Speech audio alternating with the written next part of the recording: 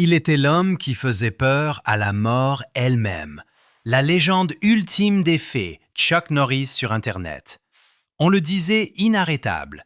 L'homme qui ne vieillissait jamais, ne flanchait jamais, ne perdait jamais. Mais et si la vérité était bien plus troublante que quiconque ne l'imaginait?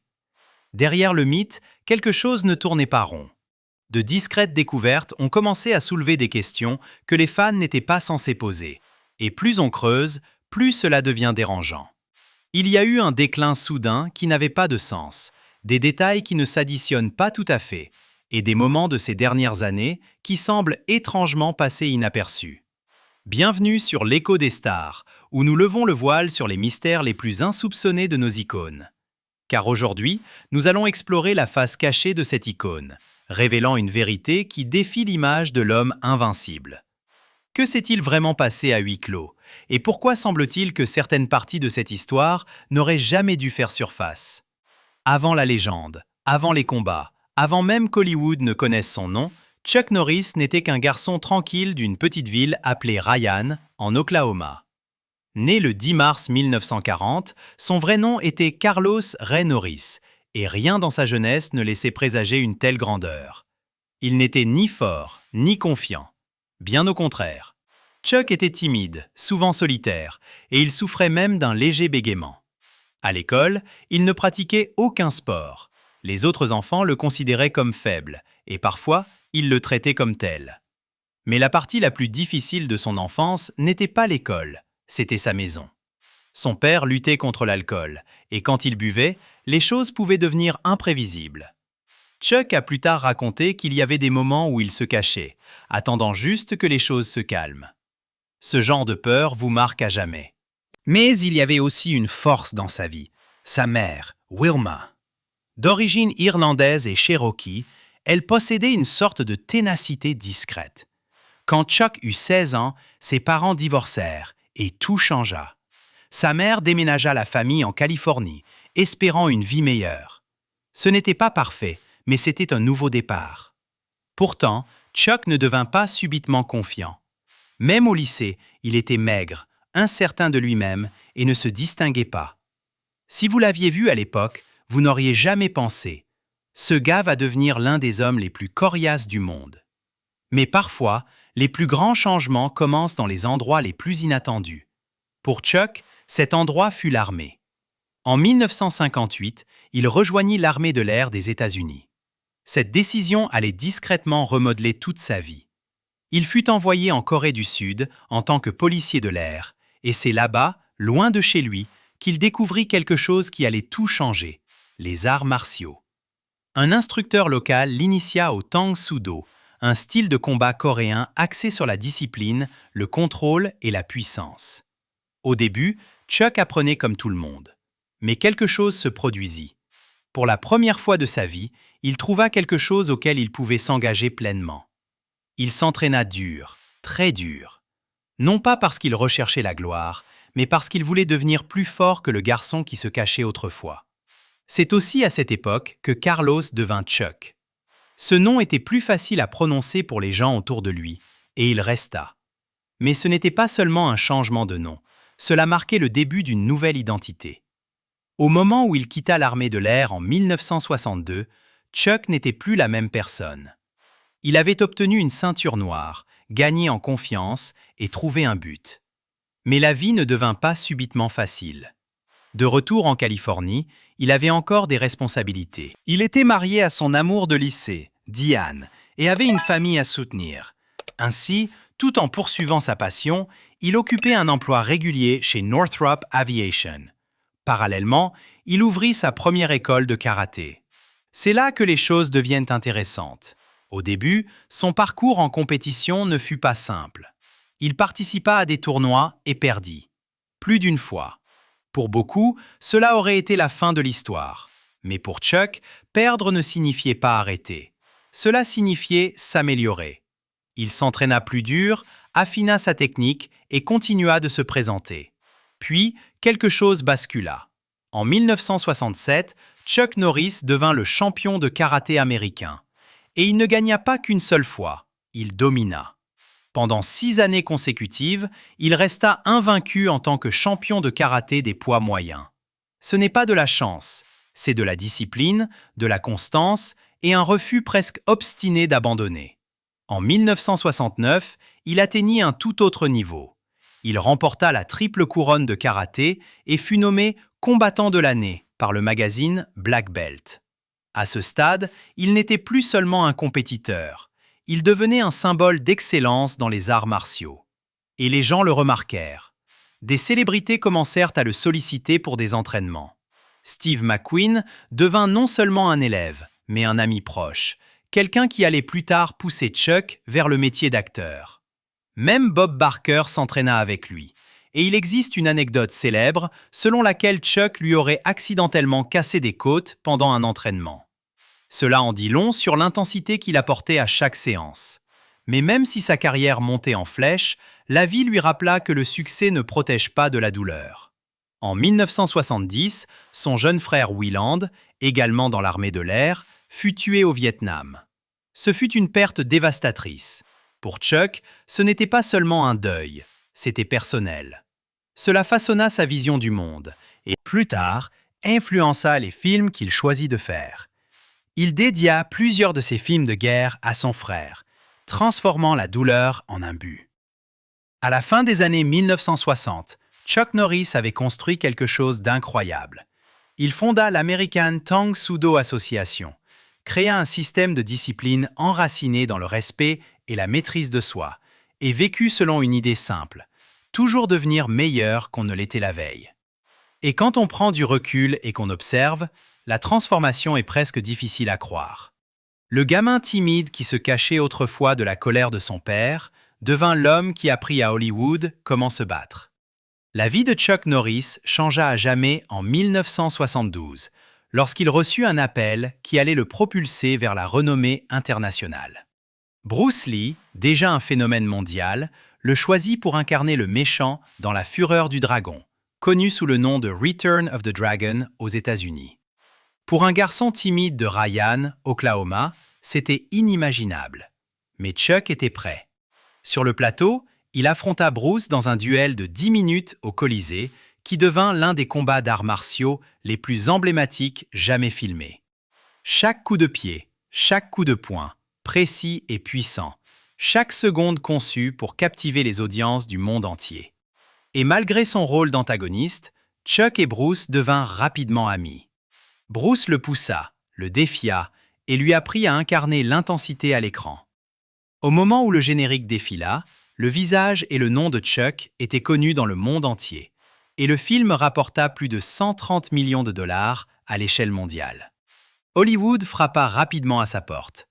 Ses premiers films à la fin des années 1970 prouvèrent que Chuck pouvait non seulement se battre, mais aussi porter un film. Breaker Breaker le présenta comme un héros d'action moderne, et Good Guys Wear Black rapporta 18 fois son budget, un chiffre étonnant. Dans Une force de frappe, Chuck prouva qu'il pouvait être à la fois crédible et inarrêtable à l'écran, combinant une véritable habileté en arts martiaux avec un charisme croissant. Le public adorait, et les studios remarquèrent qu'il pouvait vendre des billets et offrir des séquences de combat avec une authenticité que personne d'autre ne possédait. Les années 1980 furent la véritable explosion de Chuck. Il joua dans Œil pour œil et Rage silencieuse, mais son véritable moment décisif vint avec la trilogie Portée disparue. Ces films étaient plus que de simples films d'action, ils étaient personnels. Chuck y incarnait le colonel James Braddock, secourant des prisonniers de guerre piégés derrière les lignes ennemies. Pour Chuck, c'était plus qu'un rôle, c'était un hommage à son frère Willand, mort au Vietnam. Le poids émotionnel ajouta du réalisme à sa performance, transformant les séquences d'action en histoires empreintes de cœur et d'urgence. Puis vinrent Le Justicier de New York, où les critiques louèrent le réalisme de son style de combat et de sa narration, et Delta Force, qui cimenta son statut de héros d'action américain ultime. La carrière de Chuck ne se limitait pas au film. Il s'agissait de prouver sa ténacité. Cannon Films reconnut son attrait et lui signa de gros contrats. Ce qui distinguait Chuck, c'était son dévouement à l'authenticité. Il réalisait la plupart de ses propres cascades.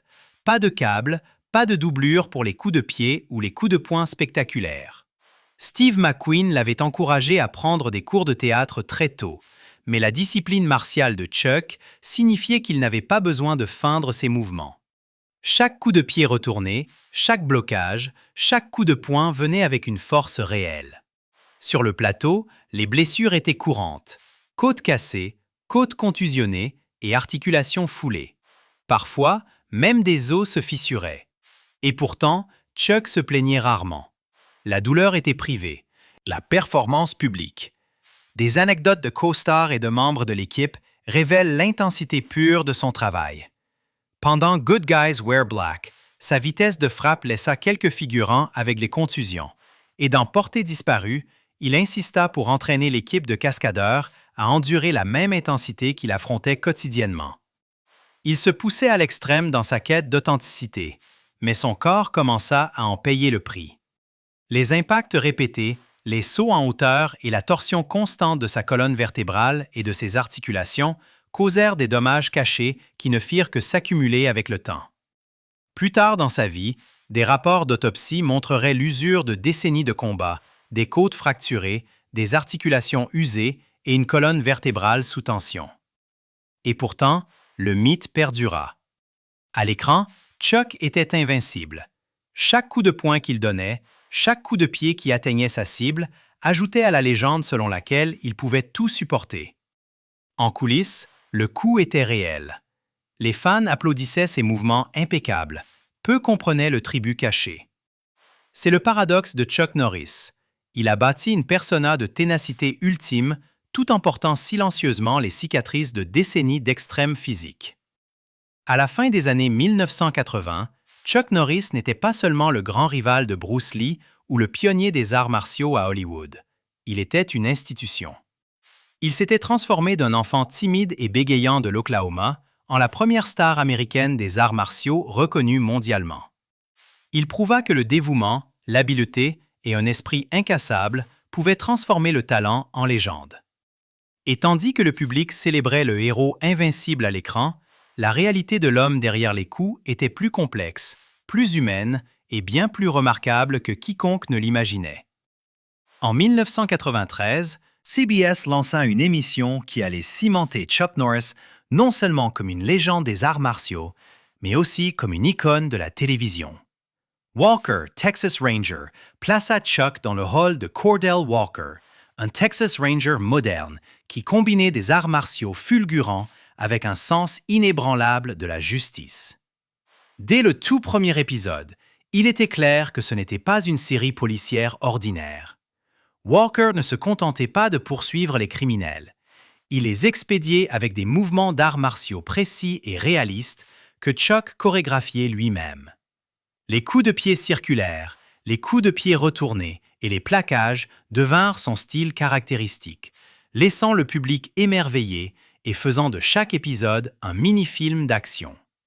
L'émission dura 8 saisons et produisit 203 épisodes, atteignant le top 20 des audiences nationales.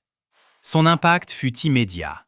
Chaque semaine, les téléspectateurs se branchaient non seulement pour les combats, mais aussi pour les valeurs que Walker représentait: l'honnêteté, le courage et le respect.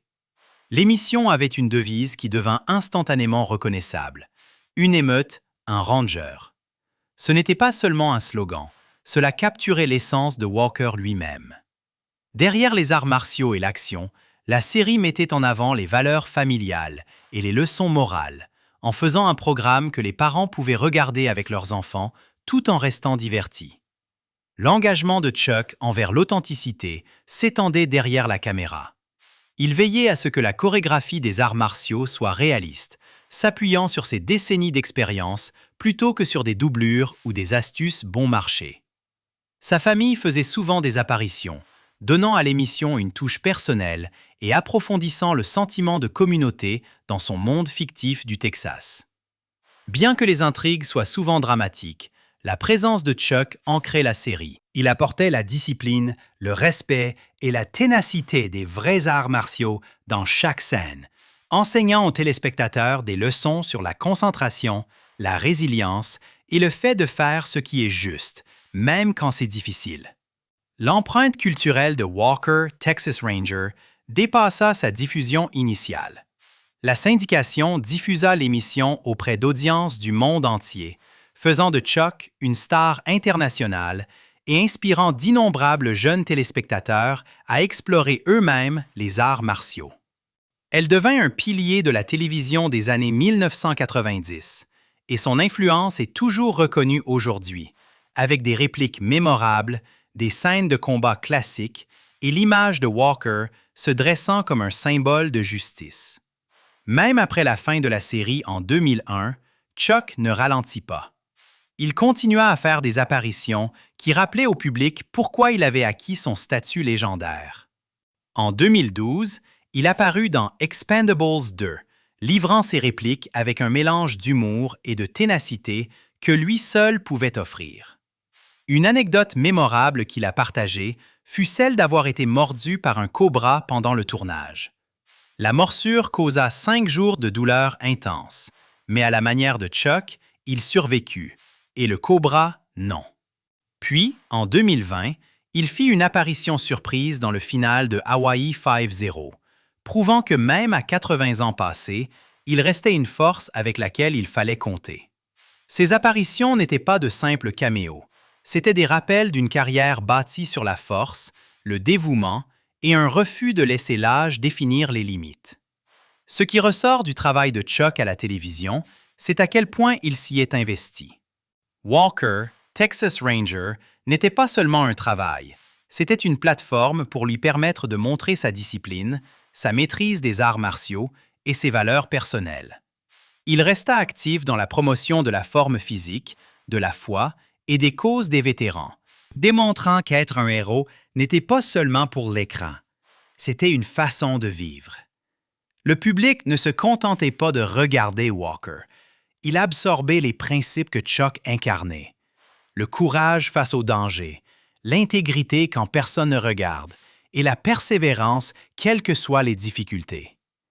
Derrière les coups de pied circulaires, les coups de poing tourbillonnants et les cascades télévisées, se cachait un homme que la plupart des gens n'ont jamais vraiment vu. Chuck Norris en tant que père, mari et homme de foi discret. Sa vie hors écran était plus calme, mais non moins impressionnante, remplie de famille, de discipline et d'une dévotion qui a façonné chacun de ses choix. Chuck épousa son amour de lycée, Diane, en 1958. Ensemble, ils eurent 2 fils, Mike et Eric. La vie semblait ordinaire, mais même alors, le monde de Chuck avait ses secrets.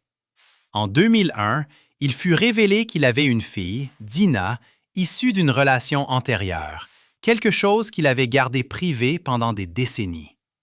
Après son divorce d'avec Diane en 1989, Chuck se remaria en 1998, cette fois avec Gina O'Kelly. Ils eurent des jumeaux, Dakota et Danily, nés en 2001, et avec le temps, la famille s'agrandit pour inclure 13 petits-enfants. La vie familiale de Chuck, largement à l'abri des regards, fut une pierre angulaire de son monde personnel. La famille s'installa dans un vaste ranch de 283 hectares au Texas, un endroit qui combinait paix et productivité. Le ranch n'était pas seulement une maison, c'était un petit empire. Chuck dirigeait Seaforth Bottling, produisant de l'eau de source puisée directement de son propre aquifère. La vie au ranch était active. Elle mêlait élevage, affaires et temps en famille, reflétant la même discipline et éthique de travail qui avait défini sa carrière dans les arts martiaux. Même si le monde le connaissait comme un héros d'action, il construisait une vie ancrée dans la stabilité et la routine. La foi joua un rôle central dans la vie de Chuck. Baptiste du Sud dévot, il était actif à l'église de Prestonwood et le christianisme guida bon nombre de ses décisions. Son engagement spirituel n'était ni ostentatoire ni performatif. Il se vivait à travers la discipline, l'humilité et un effort constant. Il citait souvent les Écritures et pratiquait un mantra personnel. « Je me développerai au maximum de mes capacités ». Ce code reflétait à la fois sa philosophie des arts martiaux et son approche de la vie. Pour Chuck, la foi, la forme physique et la responsabilité personnelle étaient inséparables. Cette dévotion s'étendit à sa vie professionnelle de manière subtile. Il fut l'auteur de livres tels que Black Belt Patriotism, mêlant arts martiaux et leçons de caractère, d'éthique et de force personnelle. À travers l'écriture, il partagea non seulement des techniques, mais aussi les valeurs qu'il avait guidées depuis sa jeunesse. Ses livres encourageaient les lecteurs, jeunes et moins jeunes, à combiner l'habileté physique avec l'intégrité morale, un thème cohérent avec tout ce qu'il avait bâti, du dojo au plateau de cinéma. La philanthropie fut un autre aspect discret mais puissant de la vie de Chuck. En 1990, il fonda Kickstart Kids, un programme enseignant les arts martiaux aux jeunes à risque. L'objectif n'était pas seulement de créer des combattants, mais d'inculquer la discipline, la concentration et la confiance aux enfants qui, autrement, manqueraient d'encadrement. Les arts martiaux devinrent un outil pour bâtir le caractère, reflétant la manière dont Chuck avait utilisé l'entraînement pour se transformer d'un garçon timide de l'Oklahoma en une icône mondiale. Les causes des vétérans occupèrent également une place spéciale dans son cœur, reflétant à la fois une perte personnelle et le respect pour ceux qui avaient servi, y compris l'histoire militaire de sa propre famille. Même son travail commercial s'alignait sur ses valeurs. Lors de la promotion des infopublicités Total Gym, Chuck se concentra sur la santé, la forme physique et l'autonomisation personnelle, plutôt que sur des gadgets tape à l'œil. Tout ce qu'il faisait, qu'il s'agisse d'agir, d'enseigner ou de promouvoir la forme physique, véhiculait un message sous-jacent. La discipline, l'effort et l'intégrité comptent plus que les raccourcis ou les apparences. Derrière la persona publique, la vie de Chuck était ancrée dans une dévotion privée. La famille, la foi et la philanthropie furent des constantes, façonnant un homme dont la ténacité physique était égalée par une force morale et émotionnelle. Cette facette de lui fit rarement la une des journaux. Pourtant, elle informa chaque choix qu'il fit et chaque action qu'il entreprit, à l'écran comme en dehors. Le 10 mars 2026, Chuck Norris fêta ses 86 ans. Même à cet âge, il affichait la même énergie et la même positivité qui avait défini toute sa vie. Les réseaux sociaux en témoignaient. Des posts joyeux, des messages d'encouragement et des mises à jour qui rappelaient aux fans qu'il était toujours plein de vie. Mais ce que le monde ignorait, c'est que derrière ses sourires, son corps portait déjà des décennies de tensions, de blessures et d'efforts incessants. Peu après son anniversaire, Chuck s'envola pour Kauai pour des vacances en famille. C'était censé être un moment de repos, de rire et de calme avec ses proches. Pourtant, même en vacances, il ne pouvait pas se détacher complètement de ce qu'il avait façonné, les arts martiaux et l'entraînement physique. Des rapports du 18 mars indiquaient qu'il était optimiste, s'entraînant avec des amis, enseignant des mouvements et partageant des histoires comme il l'avait fait pendant des décennies. Il se déplaçait avec la même précision et la même discipline qui avait fait de lui une légende, donnant l'impression que l'âge ne l'avait pas ralenti du tout. Mais cette énergie n'était qu'une partie de l'histoire. Plus tard cette nuit-là, l'imprévu survint. Chuck fut victime d'une urgence médicale si soudaine qu'elle choqua même ses proches. En quelques heures, il fut hospitalisé. Amis, famille et fans apprendraient plus tard que la transition de actif et souriant à parti s'était produite plus vite que quiconque n'aurait pu l'imaginer. Pendant des décennies, le corps de Chuck avait absorbé chaque coup de poing, chaque coup de pied circulaire, chaque cascade effectuée pour le cinéma et la télévision. Et maintenant, silencieusement, il montrait des signes que même lui ne pouvait surmonter. La famille demanda le respect de sa vie privée, et les détails de son état de santé ne furent jamais rendus publics. Ce choix soulignait quelque chose d'important dans la vie de Chuck. Même face aux défis, il contrôlait le récit autour de lui-même. Il avait vécu une grande partie de sa vie sous les yeux du public, films, télévision et arts martiaux. Mais dans ses dernières heures, il resta protégé, entouré uniquement de ceux qu'il aimait. Le matin du 19 mars 2026, Chuck s'éteignit paisiblement, entouré de sa famille à Kauai. Son départ fut aussi privé et digne que l'avait été une grande partie de sa vie personnelle. La rapidité de l'événement laissa les gens stupéfaits. Quelques heures auparavant, il avait enseigné à des amis, se déplaçant avec une énergie que la plupart des gens 2 fois plus jeunes ne pouvaient égaler. Pourtant, le corps, aussi implacable qu'il ait été à travers des décennies d'activité extrême, avait atteint ses limites. Chaque blessure, chaque impact, chaque tension s'était accumulée silencieusement au fil des décennies. Et le monde ne réalisa que dans ces dernières heures à quel point sa légendaire ténacité lui avait réellement coûté. Même dans ces derniers jours, la vie de Chuck démontra son caractère. Il resta discipliné, actif et dévoué à son entourage jusqu'à la toute fin. Sa famille, qui avait été son ancre à travers les divorces, le remariage, les enfants et les petits-enfants, resta proche. Ses proches s'assurèrent qu'il était confortable, entouré de chaleur et de familiarité, loin des regards du public. Ces dernières heures furent passées de la même manière qu'il avait vécu une grande partie de sa vie, tranquillement, avec dignité, force et foi. Et pourtant, il y avait une vérité silencieuse et obsédante. Le monde voyait l'invincible Chuck Norris, l'homme qui pouvait frapper, donner des coups de pied et tout endurer.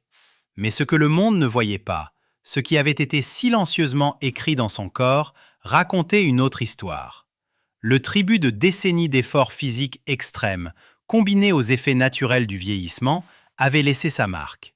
Chaque mouvement, chaque cascade, chaque scène de combat contribua au chapitre final, même si le public ne le sut jamais.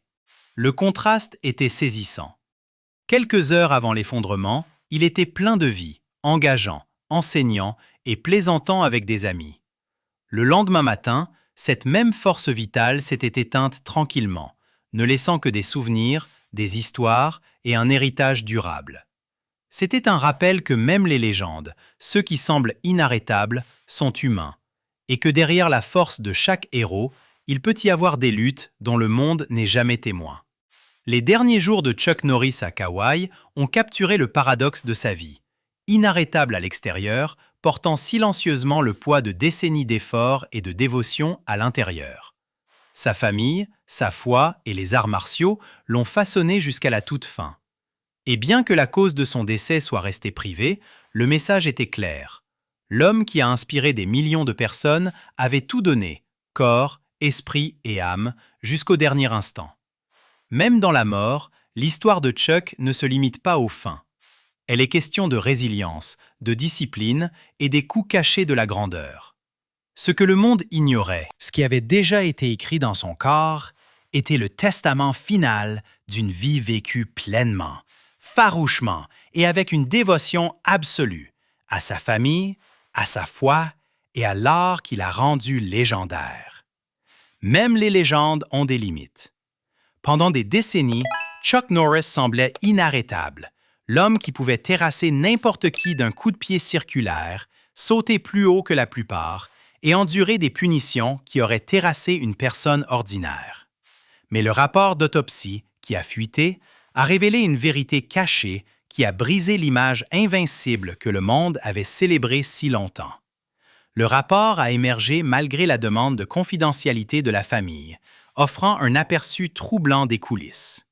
Il dépeignait un corps qui avait enduré bien plus que quiconque ne le savait. Des décennies de traumatismes physiques avaient laissé leur marque. De multiples fractures de côte et de la colonne vertébrale, guéries, une dégénérescence articulaire chronique et une usure à long terme des genoux, des épaules et des hanches, résultant de plus de 60 ans d'entraînement aux arts martiaux, de cascades et de vrais combats. Remarquablement, Chuck ne s'était jamais plaint publiquement. Il portait chaque blessure en silence, maintenant l'illusion d'invincibilité, tandis que son corps accumulait lentement des dommages cachés. Le système cardiovasculaire racontait sa propre histoire. Son cœur était hypertrophié et une maladie coronarienne avancée s'était développée suite à des décennies de montée d'adrénaline lors d'activités extrêmes. Les pics constants de fréquence cardiaque, que ce soit pendant l'entraînement, les combats ou le tournage de cascade, avaient exercé une tension extraordinaire sur ses artères. Le rapport notait également des microcommotions cérébrales non diagnostiquées dues à des impacts répétés à la tête, de petites blessures qui ne faisaient pas la une des journaux, mais s'accumulaient au cours d'une vie. Ensemble, Ces facteurs rendaient l'effondrement soudain à Kauai tragiquement plausible. Un autre détail frappant, des traces de niveau de médicaments antidouleurs sur ordonnance. Bien qu'il ait maintenu une image publique irréprochable pendant des décennies, Chuck avait discrètement utilisé des médicaments à faible dose pour gérer la douleur chronique résultant de sa vie d'effort. Ce n'était jamais un abus, juste une mesure privée pour continuer à performer selon ses propres standards élevés. Même ce petit secret a rappelé au monde que l'homme le plus coriace du monde avait des limites comme tout le monde. La révélation la plus choquante, cependant, fut le déclencheur final de son décès.